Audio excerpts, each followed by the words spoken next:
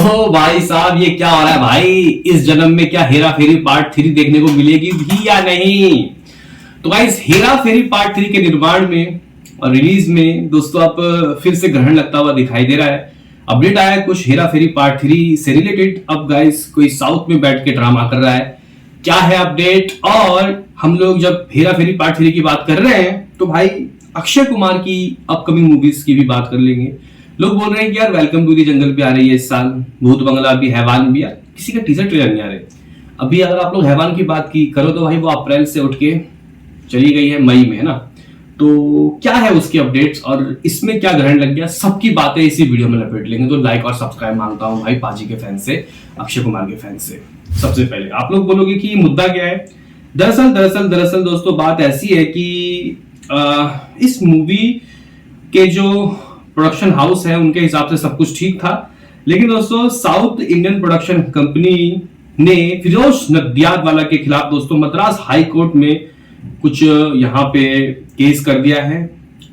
अगर हम लोग यहाँ पे इसके विवाद की बात करें तो south production company 7 arts and international limited, ये है 7 आर्ट्स इंटरनेशनल लिमिटेड कंपनी का दावा है कि हेरा फेरी फ्रेंचाइजी के असली अधिकार उनके पास है। अभी आप लोग बोलोगे कि भाई ये हिंदी मूवी है, साउथ से कनेक्शन कैसे कनेक्शन हो गया? दरअसल एक क्लासिकल मूवी थी दोस्तों इनकी, मलयालम की, नाम था रामजी राव। मैं गाइस आपको पहले ही बता देता हूं कि ये जो प्रियदर्शन है इनकी, अगर आप लोग most of the movie like welcome, या नहीं वेलकम तो ओरिजिनल थी, वेलकम तो उन्होंने बनाया भी नहीं था मेरे ख्याल से, सॉरी यहाँ पे चुप चुप के, हाँ, या फिर दोस्तों आप लोग बात करो हंगामा, या फिर यहाँ पे आप बात करो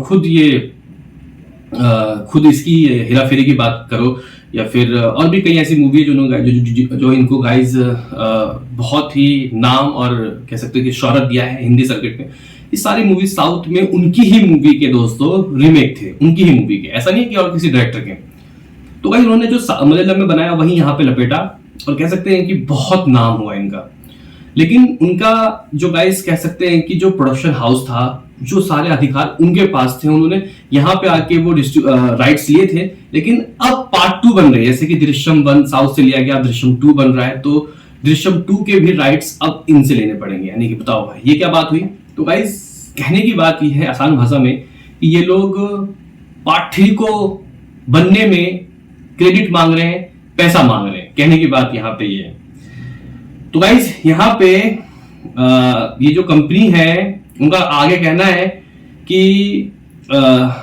ये जो मूवी है ये Malayalam classical film Ramji Rao speaking के निर्माताओं से इस कहानी के सभी अधिकार खरीदे थे इन लोगों ने, यानी कि हेरा फेरी वालों ने। इसी फिल्म से प्रेरित होकर हिंदी में हेरा फेरी बनी थी, जिसने दर्शकों के बीच काफी लोकप्रियता हासिल की थी। ठीक है गाइस, तो 7 आर्ट्स ऑफ का आरोप है कि फिरोज नडियादवाला को केवल एक ही हिंदी रीमेक बनाने की अनुमति दी गई थी, मतलब एक ही दी थी, जो साल 2000 में रिलीज हुई हेरा फेरी। कंपनी का कहना है कि इसके बाद बने सीक्वल फिर हेरा फेरी के लिए नडियाद के पास कोई वैध अधिकार नहीं थे। इतना ही नहीं, प्रोडक्शन हाउस का दावा है कि नडियादवाला को फ्रेंचाइजी के किरदार, कहानियां, आगे के किसी भी हिस्से पर काम करने की अनुमति कभी नहीं दी गई और इन्होंने फिर भी ये कार्ड किए। तो अक्षय के पास नहीं है फिल्म के राइट्स, ये भी बताया गया विवाद तब और गहरा गया जब सामने आया कि हेरा फेरी के अधिकार कथित तौर पर अक्षय कुमार की production company cap of good film को बेच दिए गए थे। 7 आर्ट्स का कहना है कि जब नडियादवाला के पास खुद अधिकार नहीं थे तो वो किसी और को ये अधिकार कैसे दे सकते हैं? सारे अधिकार इनके पास। तो गाइस अब देखते हैं कि इसमें क्या होता है, आप कोर्ट क्या बोलता है। लेकिन गाइस अगर आप मेरी मानो तो इनसे पार्ट 1 के जो राइट्स है वो खरीदे होंगे, ठीक है। अब पार्ट 1 के दोस्तों जो राइट खरीदे तो वो कहानी उनकी होगी, तो पार्ट 1 में जो हुआ उनको भी फायदा, इनको भी फायदा। लेकिन पार्ट 2 में करेक्टर वही रह गए, कहानी बदल गए, तो ये कैसे करेक्टराइजेशन के भी ऊपर भी पैसे मांग सकते हैं? ये भाई मेरे समझ से परे है। अब देखते हैं क्या होता है।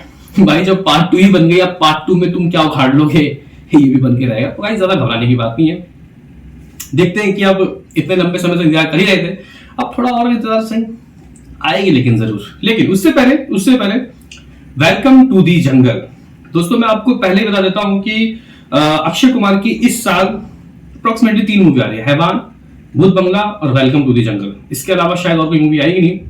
तो गाइस इस मूवी को फिलहाल 26 जून के, यानी कि इसी साल के 26 जून के विंडो में रिलीज किया जाएगा। 26 जून को ये मूवी रिलीज होगा।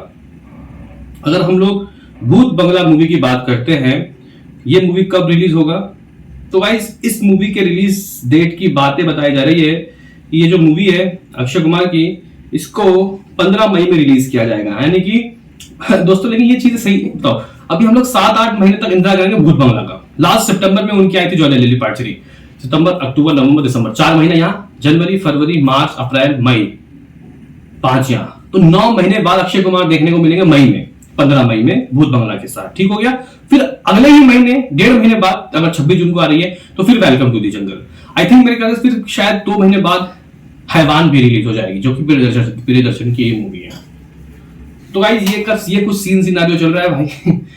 अगर आपके पास मतलब मूवी है इस साल रिलीज करने के लिए, तो फरवरी में कर देना चाहिए था ये भूत बंगला। अभी अप्रैल से उठा के इन लोगों ने दोस्तों मई में लेके गए।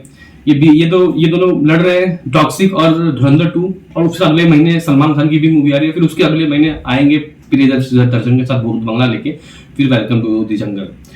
तो वेलकम टू द जंगल को जून में क्यों रिलीज कर रहे हो? मैं तो ये कह रहा हूँ जून में शायद नहीं, आईपीएल तो नहीं होगा, टाइम अच्छा है, लेकिन जून, जुलाई, अगस्त, सितंबर में आ जाओ। सितंबर में ऐसी कोई दिक्कत की बात नहीं है। फिर सितंबर आता है तो फिर जन्माष्टमी 3 तारीख को फिर मिर्जापुर भी मूवी भी आ रही है।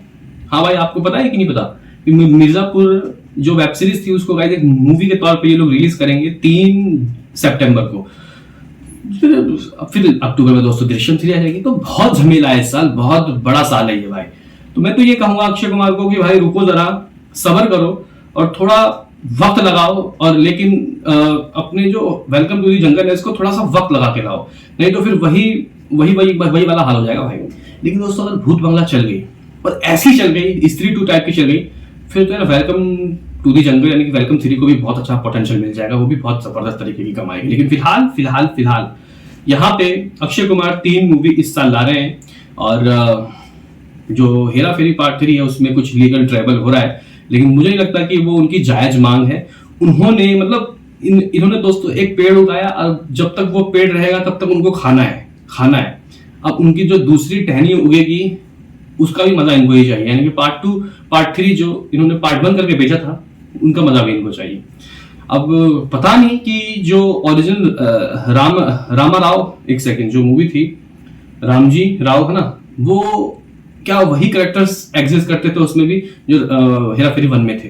ये तो भाई मुझे पता नहीं इतना, लेकिन हाँ इतना जरूर है कि पार्ट 2 जिस तरीके से दोस्तों सक्सेसफुल हुई थी उसका क्रेडिट इनको मिलना चाहिए था। अब पता नहीं गाइस कि साउथ में उसका दूसरा पार्ट भी बना है या नहीं, या फिर इन लोगों ने अपनी ओरिजिनल स्टोरी लिखी है।